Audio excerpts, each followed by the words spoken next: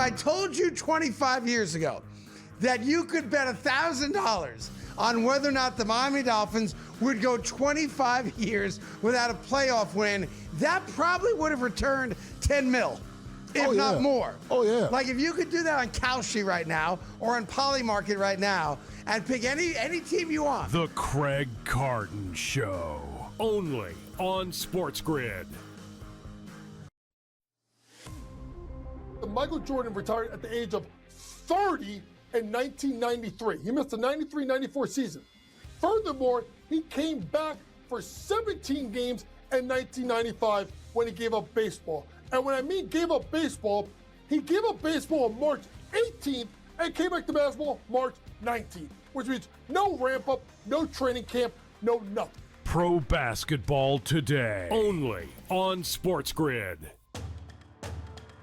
You ain't buying no tickets. Who isn't? You're not going to I'm these a games. fan. Of course I'm not. There's a fan. What's wrong with you? Yeah, but if you were a fan, I thought you were a fan of the Hurricanes. You're not anymore. They told me. They smashed I told them to donate my tickets. Yeah, so I get it. But the fans travel. They have money, believe it or not. It's They amazing. don't. They Look, well, somebody's got money. In this economy, But they have money. I don't know. See what Kalshi says about the economy. SportsGrid's College Football Today. I'm just saying, if I were a good NFL head coach, if I were a hot offensive coordinator, and that coaching cycle's going to come around, and they're like, hey, do you want the Giants job? Or do you want the Michigan job? I think the Michigan job is much better. Game time decisions, only on SportsGrid. We break down the biggest stories in college sports in 2025. Front Office Sports Today starts now.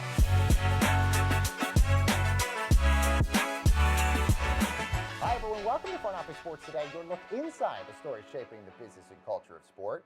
I'm Baker Machado here at Front Office Sports Studios in New York City, and this podcast is brought to you by Invesco QQQ. Changing the game has always been our game. You can access NASDAQ 100 companies in just one ETF, Invesco Distributors, Inc. Now, coming up today, we're going to be talking Lane Kiffin, the record coaching buyouts, and so much more. So let's bring in our two foremost reporters in the college sports world, David Rumsey and Amanda Krisovich. Guys, great to have both of you here. So, Amanda, let's start with you. And one of the biggest things in 2025 was the college football playoff expansion and all the drama that came from that. Teams that wanted to make it at the beginning of the year that didn't. You had the criticism about Boise State and Tennessee last year about if they should have made it. And then this year you had it with Notre Dame not making it. So how do you sort of think this all went?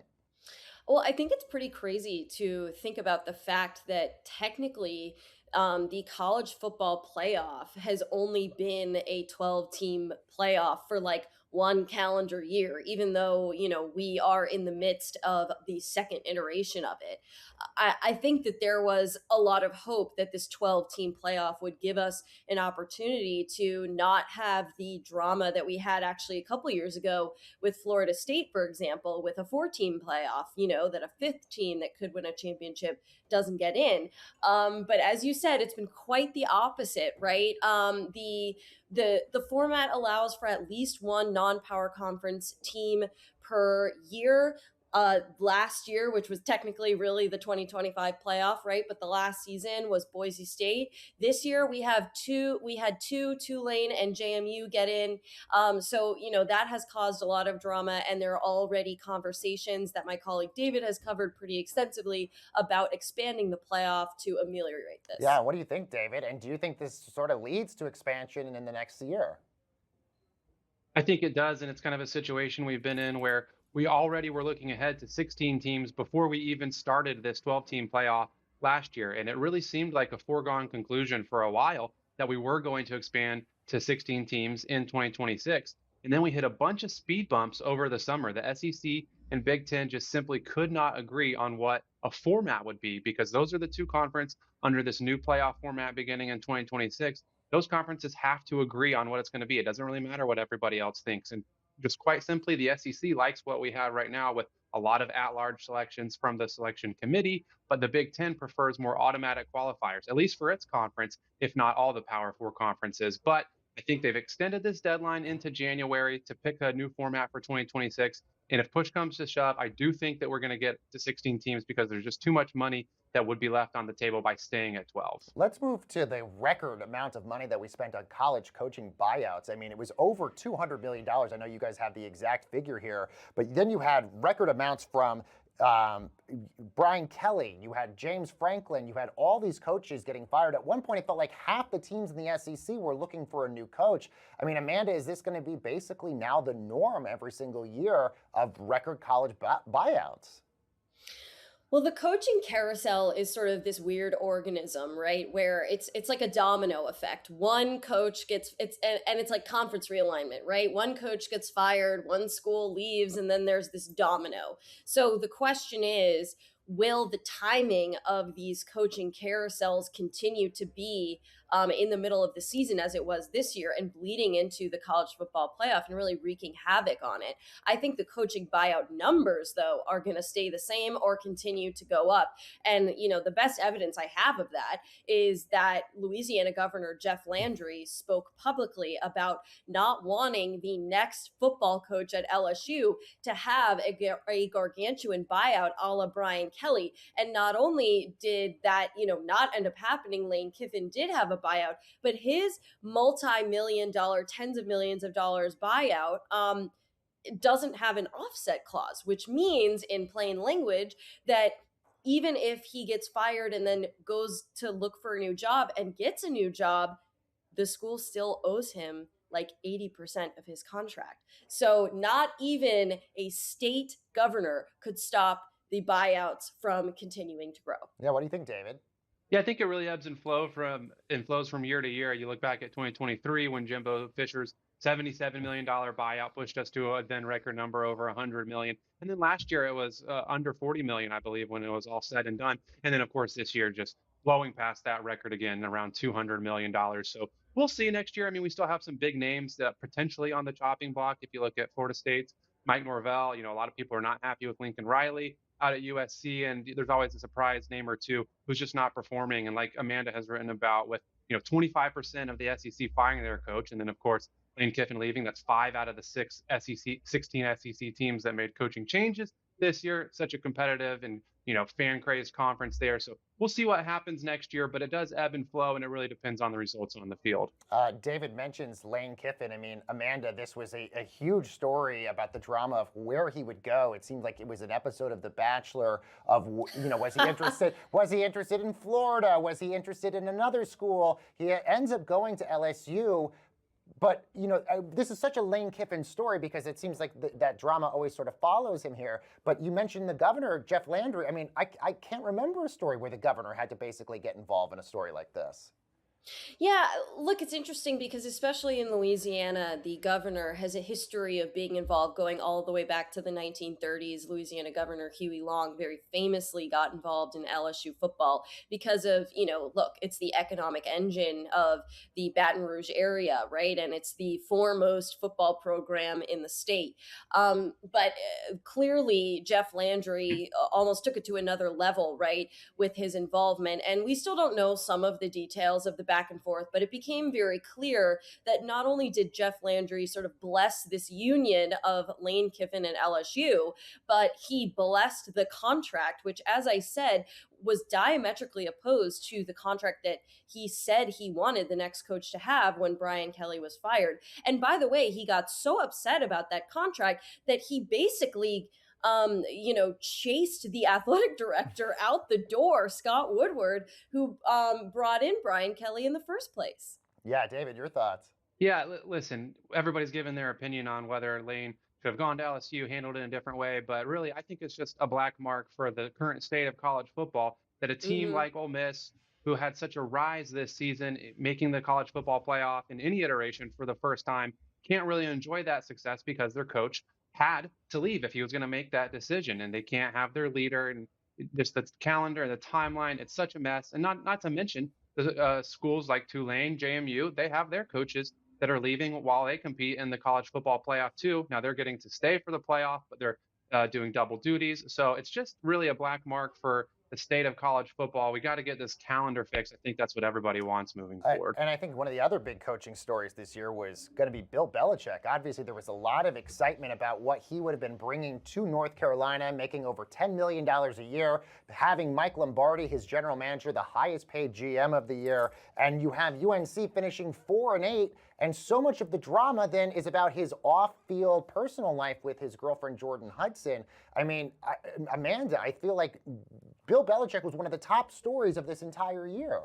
This story was one that I can't remember covering anything similar to it, and I sure I really hope that we never have to cover a story like this again, because I think in the beginning of this season there was so much hype around what UNC was going to look like turning into a football program. I remember, their opening game got put in a primetime slot, and all of the most famous UNC alumni showed up, and it was like, the biggest flop. And not only was his team not successful this year, but as you said, his team, it was marred in controversy and scandal and drama about, this off-field situation with his girlfriend. And, like I said, I really hope to never cover a story like this again.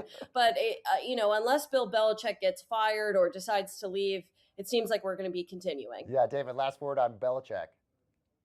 Yeah. All I know is Chapel Bill provided us with a lot of content this season, and I'm sure there will be a lot more in 2026, no matter the results on the field.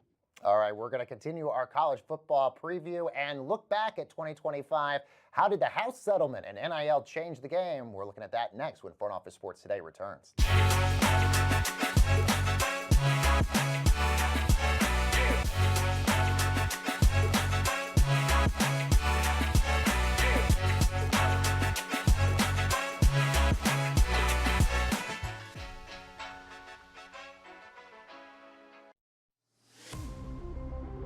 When it comes to NAL, money does buy you talent, but it doesn't buy you chemistry, leadership, and wins. Look at St. John's, Kentucky, how they're battling.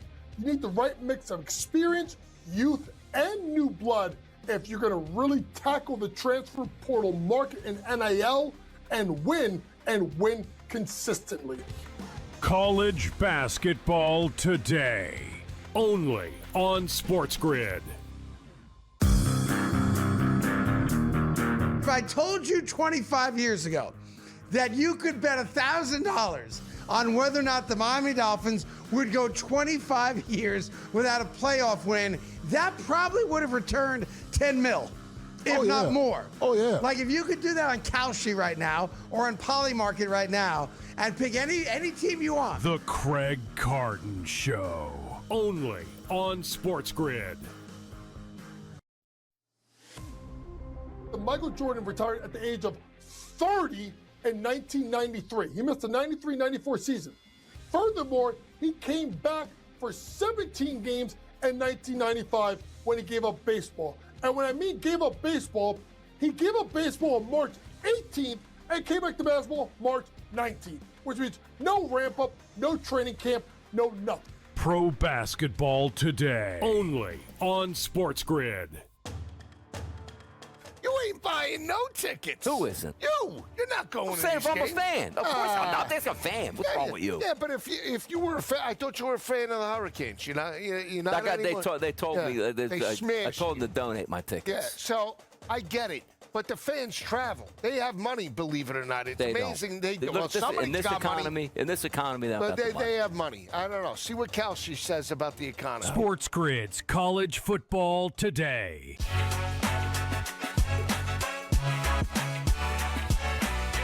And welcome back, everyone, to Front Office Sports Today. I'm Baker Machado here at Front Office Sports Studios in New York City, and this podcast is brought to you by Invesco QQQ. In football, changing the game begins with rethinking it, like rethinking how players work on their game. And with wearable tech, advanced analytics, AI, and more, the same innovative thinking that changes the game could also change your portfolio.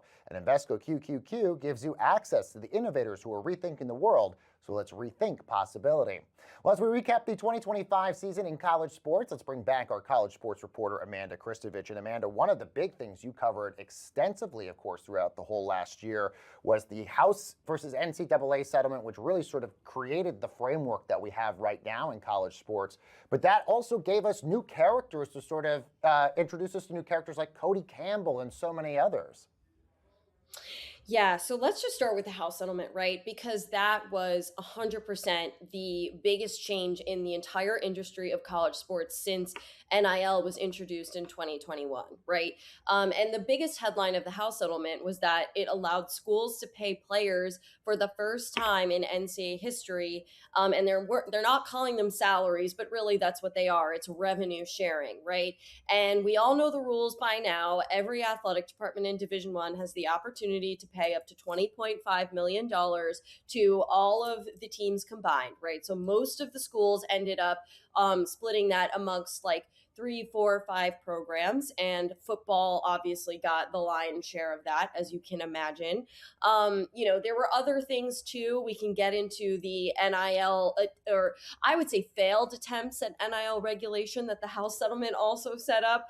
But the revenue sharing era has just been another it's brought another floor, it has raised the floor for how much money each school has to pay their players. It was supposed to be, some sort of salary cap regulation. It ended up just raising the floor, and all of the teams that we saw play this year actually circumvented that cap because the rules didn't even go into place until July.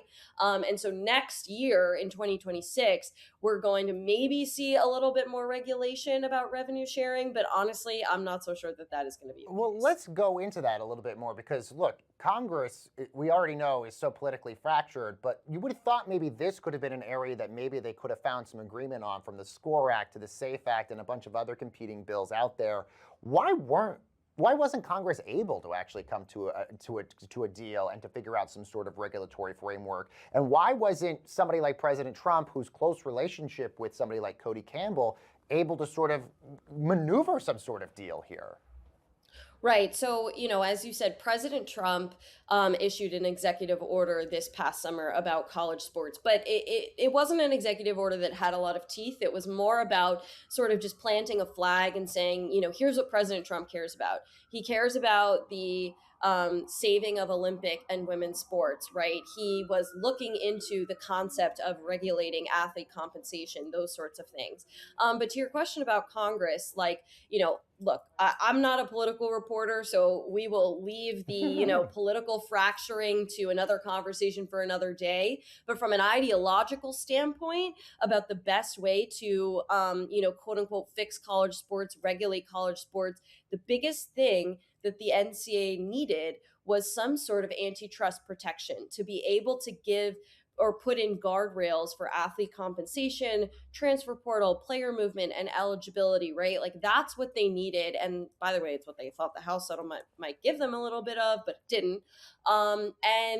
Lawmakers just couldn't really come to an agreement about not only the best way to do that, but whether or not that was the most important thing to do. Because as you said, Cody Campbell, who is, he was a major booster at Texas Tech. He's now the chairman of the university board. He's a close friend of the Trump administration and President Trump and Vice President J.D. Vance. And he has put together a lobbying effort with not a new idea, but sort of a revitalized idea to change the media rights landscape in a way that would get, at least he says, more money into the system in order to save Olympic and women's sports and be able to fund them.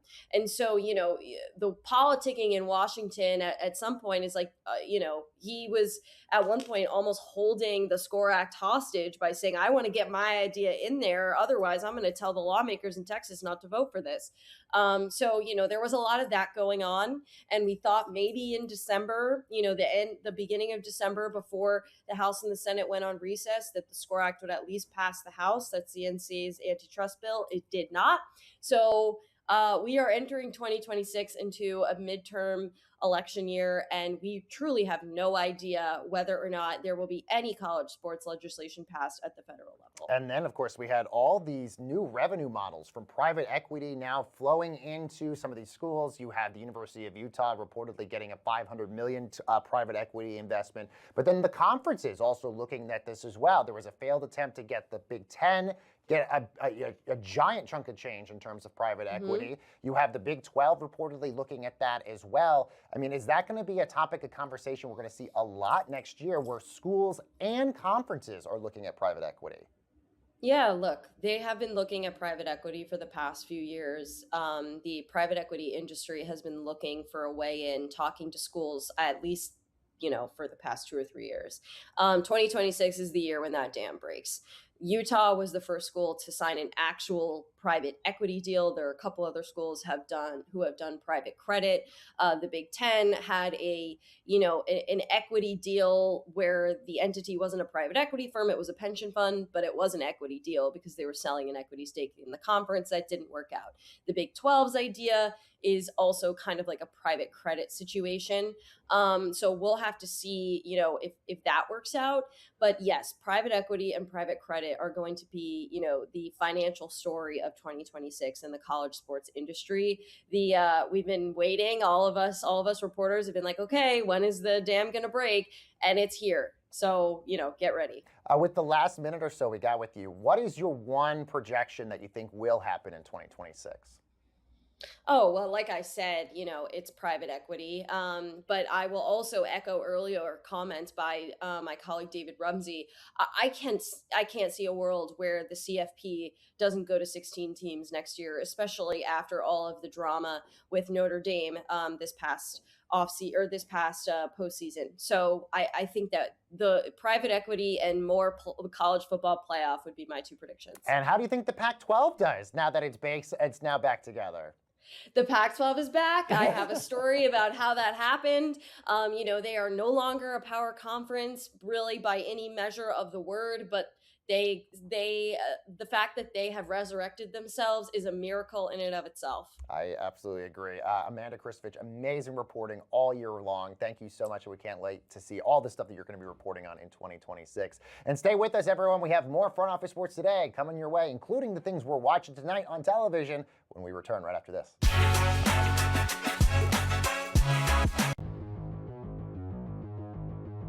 For those of you who have never watched, we could easily just call it true or false, but we got creative because that's what we do. We create content here on the show. We call it buy or sell. Tucker will lead the Bucks in touchdowns this season. I never, ever would have thought that this would even be a buy or sell, but here we are. It had to be frustrating last night that he stole the one, right? Got the goal line carry there. I don't know when he became the goal line back, but he is. That being said, this is a pretty easy buy for me. I mean, he's got 6. Rashad White has 4. You want to guess how many Bucky Irving has, Craig? How many touchdowns do you think Bucky Irving has this year? You're close. You're close. He's got uno. Yeah, easy buy. Yeah, they're using him near the goal line, too. I did see some metrics that said that Irving has a hard time getting in the end zone, by the way. When it's close, he usually scores from outside, so it does appear that Tucker will lead the team in touchdowns this season. All right, 2 players that are going to be drafted inside the top 5 in fantasy. I probably could say, honestly, George, inside the top 3 in the first round of fantasy football next year. Jahmyr Gibbs will have a higher ADP than Bijan Robinson next season. Gibbs, I think, is close to your number 1 next year. I do. I think we'll trust him more than McCaffrey because he stays healthy. I'm assuming PPR when he catches so many balls, so does McCaffrey. But we love the Detroit offense here. I don't think you can go wrong with any of these guys, by the way. All right, I'd be happy with all of them. But I think me personally, if I had, it was Gibbs, McCaffrey, which I think is really your 1-2 there, I'm going Gibbs. No, and I think that's next year's number 1 fantasy draft pick. It's not that it's going to be bad. I just think there's a lot of variation going into next year. I could see any of 3 or 4 players as of right now going number 1. I would have said Jonathan Taylor, but he slowed down. Fantasy Sports Today. Friday, starting at 3 p.m. Only on SportsGrid. Hey, welcome back, everyone, to Front Office Sports Today. I'm Baker Machado in New York City, and today's episode is brought to you by the Apple Sports app, the fast and simple way to follow the games that you care about. And with real-time scores, live stats, play-by-play, and betting odds, Apple Sports gives you everything you need and none of the clutter. And you can personalize the app with your favorite teams and leagues, track matchups with live activities, and also get instant updates on your iPhone lock screen or your Apple Watch. That as the battle for the NFL playoff spots continue to heat up, Apple Sports keeps you locked in on divisional races and wildcard pushes with scores, stats, and standings, along with college football, the NBA, and so much more. So joining me to chat what we're watching today on this Monday is Front Office Sports producer John Shames. What's up, Shames? Hey-o, how was the weekend, buddy? Oh, man, those college football playoff games were wild this weekend, weren't they? Yeah, just like we told everybody about them last week. Yep, exactly. It was a good way to get the CFP started, Baker. So let's tell everybody what we're watching today. There is a college football game today, but it's not a CFP game, but still good nonetheless. We got the famous Idaho Potato Bowl. Utah State and Washington State, both 6-6 teams who are joining, by the way, a new look Pac-12 next year. That game over on ESPN. This, by the way, in Boise on the famous blue turf. So I know. Electric. Great TV product, Baker. And I like that you said, yes, it's not a CFP game, but it still matters. The bowl. Let's keep bowls, let's keep showing the respect to bowls that they deserve. Not everything has to be a CFP game, although if they expand as much as we think, it might as well be, right? So true.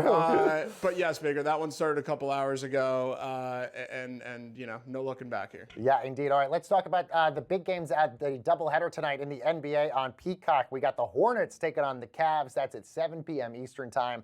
And then the late one, Grizzlies at Thunder, 9:30 p.m. Eastern. Both of those games, of course, on Peacock. The Thunder, by the way, on one of the most historic runs ever. The big question is, will the Thunder break the Golden State record for wins in a season? I think they got a good shot at it, Baker. They won 68 last year. I'm pretty sure they're on pace to win more than that this year. And as you've said, they've just looked absolutely dominant. The thing is, with load management, with rest and everything as the season goes on, a team that can look really great can really slow down quickly. I think the Warriors, when they broke that record, I think they had started I think they won almost 30 games in a row to start the season. So I don't know if they're going to be quite that good this year, but the Thunder are doing magical things right now. And I think, regardless of how you feel about their playoff run last year, there's no denying that this is the most dominant regular season NBA team that we've seen, at least in a decade, let's say here. Yeah, and by the way, the first game with that Hornets-Cavs game, look, the Cavs had the number one seed in the NFC or the Eastern Conference last year. The Hornets are slowly getting better and better, and that is part of the reason why they're thinking that somebody like Con Kneppel, their first-round pick out of Duke, is now maybe one of the faces of the franchise. I did see that, yeah. Feels like a subtweet at LaMelo Ball here, knowing some of the things that we know about him. Look, I think that's going to be a great game, Baker. The Hornets do not get a ton of national TV time to begin with, so what happens when young teams get on national TV? They want to play flashy. They want to play fast. The Hornets already have a high-powered offense. I expect, I know the Cavaliers are missing Evan Mobley right now, but a great defensive team. I think it's an intriguing matchup there. All right, let's move to college basketball. Big game in the Big Ten tonight. You got Missouri taking on number 13, Illinois. That's at 8 p.m. Eastern time on FS1. We should note, of course, Missouri in the SEC, but still Illinois killing it in the Big Ten. And then we have Monday Night Football. We have the San Francisco 49ers taking on the Indianapolis Colts. That game, 8:15 Eastern time on ABC and ESPN.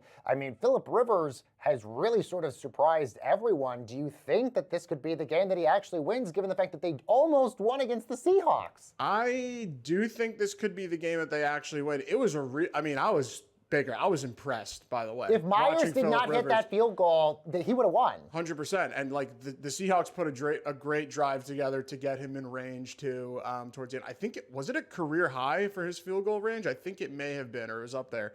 But Phillip Rivers, he's a grandpa and he's playing, taking snaps for an NFL team. I came on this show a couple weeks ago. I said, I think they're kind of signing him as insurance. I think, that Riley Leonard's going to get healthy, and I think that they're probably not going to start Phil Rivers at all. But he looked pretty good, man. Yes, he threw a pick, but he also made some great throws. The thing that, to me, you could really tell, is like once he broke out of the pocket and he was trying to maneuver around with his legs, he did not look right to me. So he looked like a 44-year-old grandpa. Exactly. But hey, all he does is he needs to stand there and put the ball in the right place and lead some drives up the field. By the way, the playoff picture in the NFL is so intense right now. Both of these teams with even winning records, especially the 49ers, really on the outside looking in. Do you think both these teams make the playoffs? Yeah, I think it's tough, man. The Niners 10-4 right now could miss entirely. That's just outrageous here. The Colts are, I think, 8-6, and they've kind of fallen from grace. But yeah, I mean, the Rams and the Seahawks both ahead of the 49ers in that division. Maybe they can sneak in with a wild card spot. A lot of good stuff to watch on this Monday. Shames, thank you so much. Thank you. All right, and of course, this segment was presented by the Apple Sports app. You can download it for free at the App Store and stay locked in on every single game. And that's going to do it for this edition of Front Office Sports Today. Thank you so much for joining us. We'll see you